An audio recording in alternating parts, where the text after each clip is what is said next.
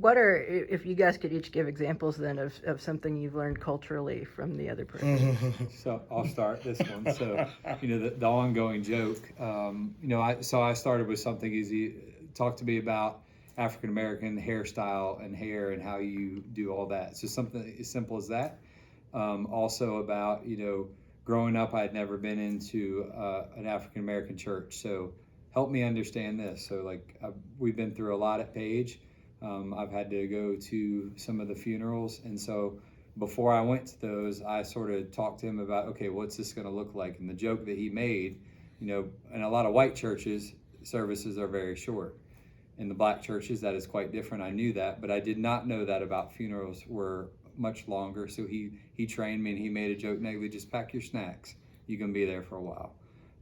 So there are a lot of different things that we've learned from each other that is obviously in our current role, help us prepare, help us support our kids in our community, but also help us understand all the different intricacies that we each come to the table and come into the world each day with. And I think we've had a lot of those conversations before instances like that have even happened, which made it even easier for us to have that dialogue because even we've worked together in federal and special programs, and as a part of that work, like we often had conversations about who needs to present where and why, because it's about leaving with information. And so one of the conversations that I know we had early on about church is when I go to church, guys, like if we start approaching 59 minutes, I'm grabbing my stuff. It's time for us to go. We've been in here for hours. Like, well, you going to this funeral? Yeah, you probably want to get a snack because you're going to be there for a minute. An hour in, he's like, we're not even anywhere close to the eulogy. I tried to forewarn you, right? And so we've learned a lot about people, and we've had a lot of our own personal biases shot down. One of the things that I learned very early on, Erik invited me over for dinner one time, and Tamika went for dinner, and this was early on. I was like, what? He better not come with potato salad with raisins in it. Like, I don't know what this is going to look like. Erik is a great cook.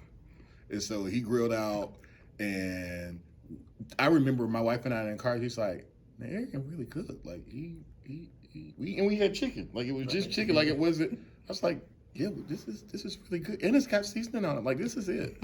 Right, so we have those type of conversations. That may not be a conversation that you can have with any random person that you don't know, but it's perceptions of things that we have and biases that we have that we've been able to kind of put some rest to based on our conversations and relationships and friendship with one another.